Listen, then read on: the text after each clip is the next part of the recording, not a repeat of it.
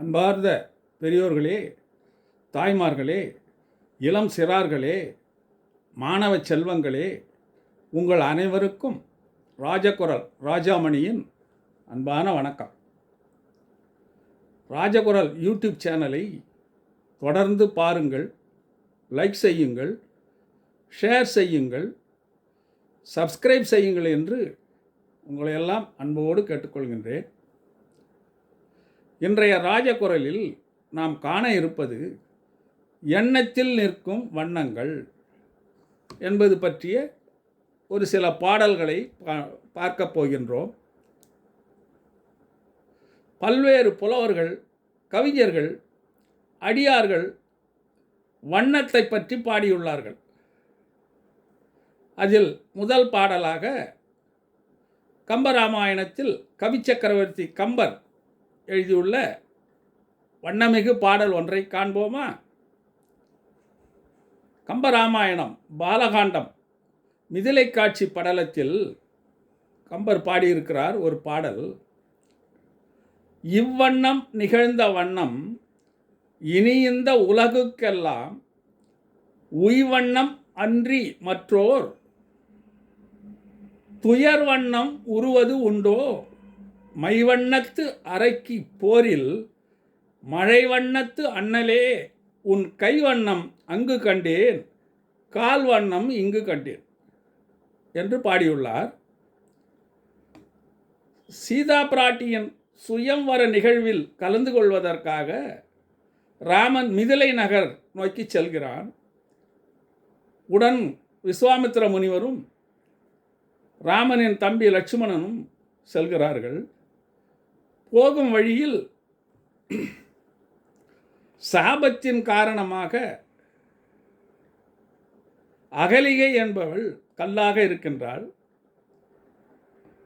ராமனின் பாத துகள் பட்டதும் உயிர் பெற்று எழுகிறாள்.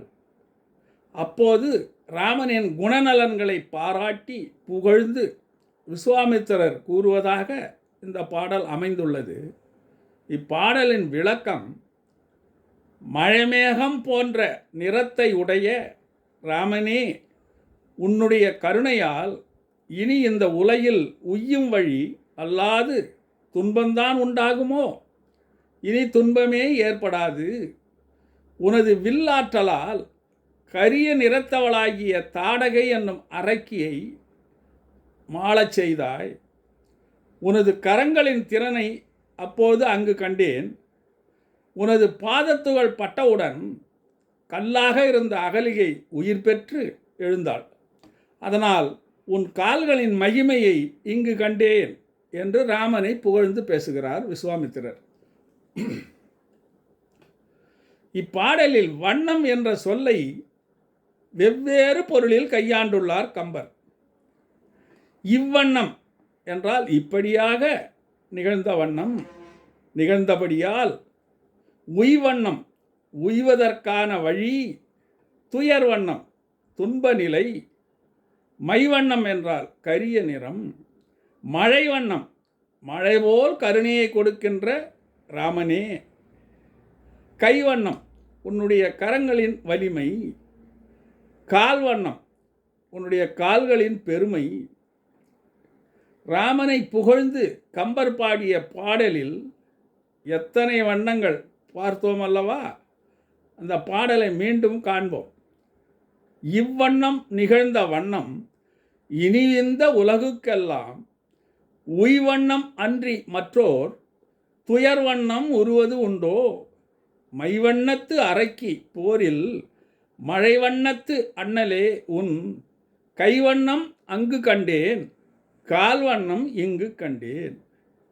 என்னே கவி சக்கரவர்த்தியின் வண்ணத்தின் மீது இருந்த அளவிட முடியாத ஒரு மகிழ்ச்சி என்பதை நாம் இந்த பாடலின் மூலம் தெரிந்து கொள்கின்றோம். ராமனையும் வண்ணங்களால் புகழ்கின்றார். இந்த வண்ண அழகை கம்பநாடருக்கு முன்னர் வைணவ அடியார் பேயாழ்வார் என்பவர் தனது பாசுரத்திலும் பாடியுள்ளார். அந்த பாடல், அடிவண்ணம் தாமரை அன்று உலகம் தாயோன் படிவண்ணம் பார்க்கடல் நீர்வண்ணம் முடிவண்ணம் ஓராழி வெய்யோன் ஒளியும் அகுதன்றே என்று நாராயணனை போற்றி பாடுகிறார். திருமாலே, உன் திருவடி வண்ணம் தாமரை மலர் போன்று உள்ளது. இந்த உலகை தாயாக இருந்து காக்கின்ற நீ அழகாக சயனித்திருக்கும் இடமோ நீலவண்ண பார்க்கடலாகும். உன்னுடைய திருமுடியின் எழில் வண்ணமோ கடலிலிருந்து ஒளி வெள்ளமாக புறப்படும் கதிர்களின் வண்ணத்தை போன்று உள்ளது என்று திருமாலின் வண்ண அழகை வர்ணிக்கிறார். சைவ சமய அடியாராகிய சேரமான் பெருமாள் நாயனார் என்பவர் தாம் பாடிய அந்தாதி பாடலில் இறைவனின் வண்ணம் பற்றி இலக்கிய நயத்தோடு கூறுகிறார். அந்த பாடலையும் காண்போம். பொன்வண்ணம் எவ்வண்ணம் அவ்வண்ணம் மேனி பொலிந்து இலங்கும். மின்வண்ணம் எவ்வண்ணம் அவ்வண்ணம் வீழ்சடை வெள்ளி குன்றம். தன்வண்ணம் எவ்வண்ணம் அவ்வண்ணம் மால்விடை தன்னை கண்ட. என் வண்ணம் எவ்வண்ணம் அவ்வண்ணமாகிய ஈசனுக்கே என்று பாடுகிறார். இறைவனின் மின்னுகின்ற திருமேனி அழகையும் வெள்ளி குன்று போல் விளங்கும் ஈசனின் சடைமுடியின் அழகையும் வண்ணமயமாக போற்றி பாடுகின்றார். இவ்வாறு வண்ணமயமாக பாடப்பட்ட பாடல்களை கண்ட நமது கவியரசர் கண்ணதாசன் அவர் மட்டும் வண்ணத்தை விட்டு வைப்பாரா? அவரும் பாசம் என்னும் திரைப்படத்தில் ஒரு பாடலை வண்ண ஓவியமாக தீட்டியுள்ளார். அதனையும் அறிந்து மகிழ்வோம். இப்பாடல் காதலன் காதலி இருவரும் பாடும் பாட்டாக எழுதியுள்ளார். அப்பாடல் பால்வண்ணம் பருவம் கண்டு வேல்வண்ணம் விழிகள் கண்டு மான்வண்ணம் நான் கண்டு பாடுகிறேன். கண்வண்ணம் அங்கே கண்டேன், கைவண்ணம் இங்கே கண்டேன், பெண் வண்ணம் நோய் கொண்டு வாடுகிறேன். கண்ணம் மின்னும் மங்கை வண்ணம் உந்தன் முன்னும் வந்த பின்னும் அள்ளி அள்ளி நெஞ்சில் வைக்க ஆசையில்லையா? கார்வண்ண கூந்தல் தொட்டு தேர்வண்ண மேனி தொட்டு பூவண்ண பாடம் சொல்ல எண்ணம் இல்லையா? மஞ்சள் வண்ண வெயில் பட்டு கொஞ்சம் வண்ண வஞ்சி சிட்டு அஞ்சி அஞ்சி கெஞ்சும் போது ஆசை இல்லையா என்று அழகான வண்ணத்தமிழால் பாடல் இயற்றி மகிழ்ந்துள்ளார். வண்ணங்கள் எல்லாம் இறையடியார்களின், புலவர்களின், கவிஞர்களின் எண்ணங்களிலெல்லாம் புகுந்து எப்படி எப்படி பாடலாக பரிணமித்துள்ளது என்பதை அறிந்து வியக்கிறோம் அல்லவா?